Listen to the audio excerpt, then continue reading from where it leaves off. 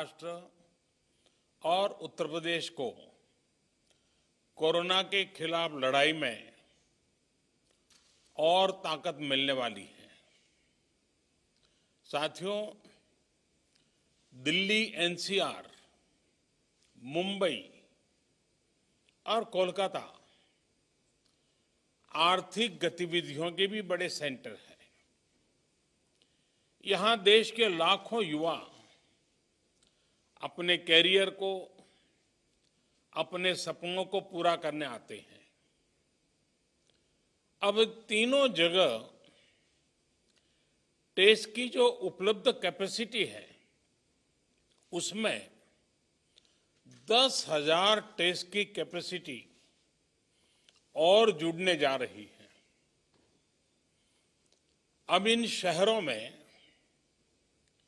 Test और ज्यादा तेजी से हो सकेंगे। एक अच्छी बात यह भी है कि ये हाईटेक लैब्स सिर्फ कोरोना टेस्टिंग तक ही सीमित रहने वाली नहीं है, और ये बात बहुत महत्वपूर्ण है।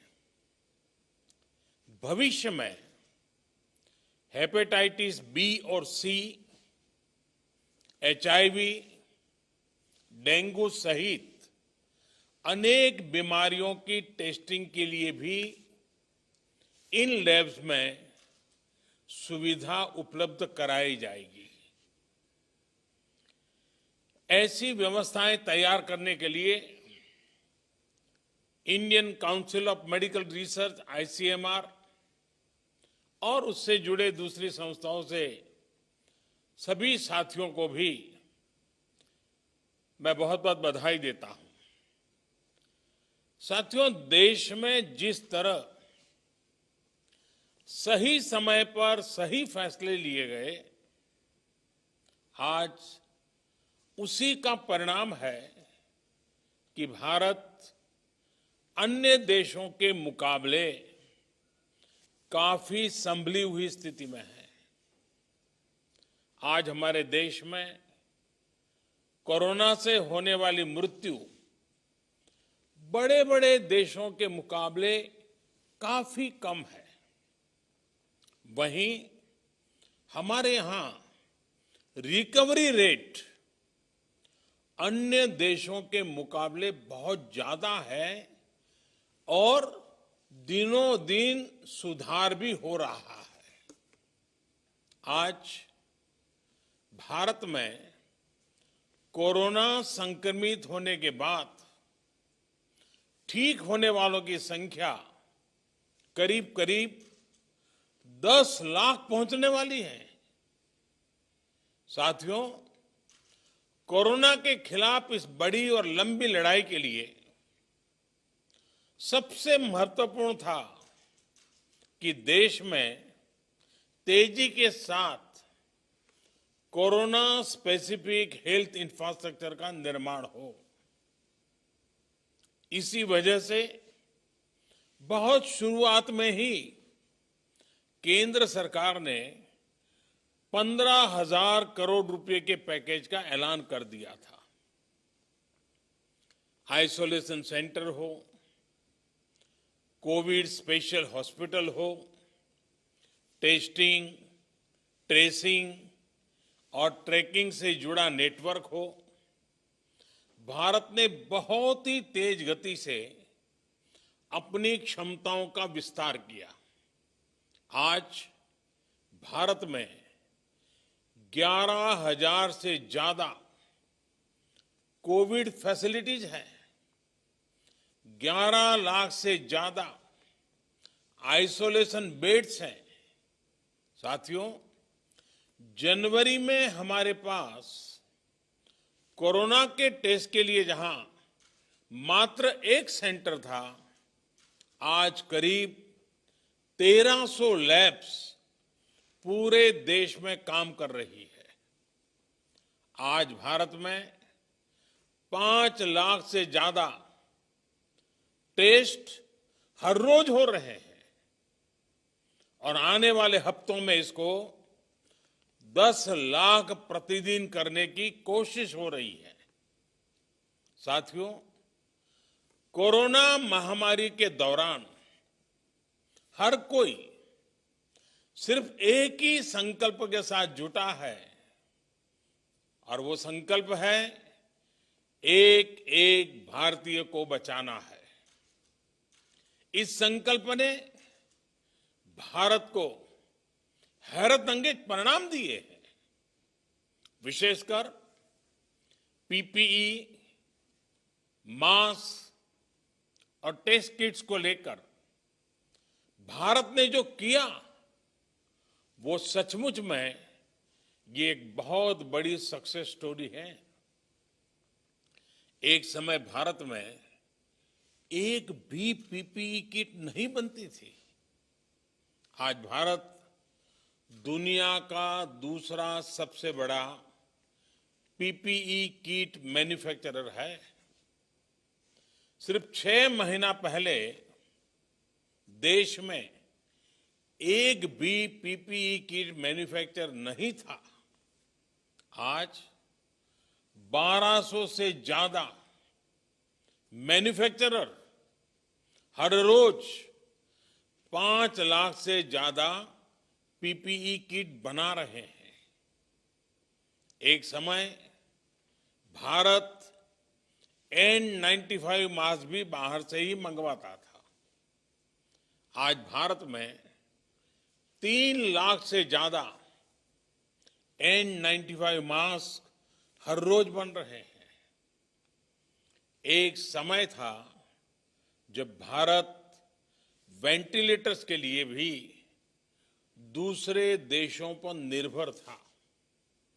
आज भारत में हर साल 3 लाख वेंटिलेटर बनाने की प्रोडक्शन कैपेसिटी विकसित हो चुकी है। इस दौरान मेडिकल ऑक्सीजन सिलेंडर्स के प्रोडक्शन में भी काफी मात्रा में वृद्धि की गई है। सभी के इन सामूहिक प्रयासों की वजह से आज न सिर्फ लोगों का जीवन बच रहा है, बल्कि जो चीजें हम आयात करते थे, अब देश उनका एक्सपोर्टर बनने जा रहा है। साथियों, इतने कम समय में इतना बड़ा फिजिकल इंफ्रास्ट्रक्चर खड़ा करना कितनी बड़ी चुनौती रही है, इससे भी आप भली भांति परिचित है। एक और बड़ा चैलेंज था कोरोना के खिलाफ लड़ाई के लिए देश में ह्यूमन रिसोर्स को तैयार करना। जितने कम समय में हमारे पैरामेडिक्स, आशा वर्कर्स, एएनएम, आंगनवाड़ी और दूसरे हेल्थ और सिविल वर्कर्स को ट्रेन किया गया, वो भी अभूतपूर्व है। आज अगर भारत की कोरोना से लड़ाई को देखकर दुनिया अचंभित है, बड़ी बड़ी आशंकाएं गलत साबित हो रही हैं, तो उसका एक बड़ा कारण हमारे ये फुट सोल्जर भी है। साथियों, कोरोना के खिलाफ लड़ाई में आज हम उस स्थिति पर आ पहुंच चुके हैं जहां हमारे पास जागरूकता की कमी नहीं है। साइंटिफिक डेटा का विस्तार हो रहा है, संसाधन भी बढ़ रहे हैं। अब हमें राज्य के स्तर पर, जिला, ब्लॉक और गांव के स्तर पर डिमांड और सप्लाई के मैनेजमेंट को और चुस्त दुरुस्त करना है, मजबूत करना है। हमें मिलकर नया हेल्थ इंफ्रास्ट्रक्चर तैयार करना ही है, जो हमारे पास गांव-गांव में सरकारी और प्राइवेट डिस्पेंसरीज हैं, क्लिनिक हैं, उनको ज्यादा सक्षम भी बनाना है। ये हमें इसलिए भी करना है ताकि हमारे गांवों में कोरोना से लड़ाई कमजोर न पड़े अभी तक गांवों ने इसमें बहुत अच्छा प्रदर्शन किया है और इसके साथ ही हमें इस बात का ध्यान रखना है कि हमारे कोरोना योद्धा किसी तरह की थकान का शिकार न हो। हमें नए और रिटायर्ड जो भी प्रोफेशनल्स इस सेवा के लिए आगे आना चाहते हैं, ऐसे प्रोफेशनल्स को हेल्थ सिस्टम से जोड़ने के लिए भी लगातार काम करना होगा। साथियों, आने वाले समय में बहुत सारे त्योहार आने वाले हैं। हमारी ये उत्सव उल्लास का कारण बने, लोगों में संक्रमण न फैले, इसके लिए हमें हर सावधानी रखनी है। हमें ये भी देखते रहना होगा कि उत्सव के इस समय में गरीब परिवारों को परेशानी ना हो। प्रधानमंत्री गरीब कल्याण अन्न योजना का लाभ हर गरीब परिवार तक समय पर पहुंचे, हमें ये भी सुनिश्चित करना है।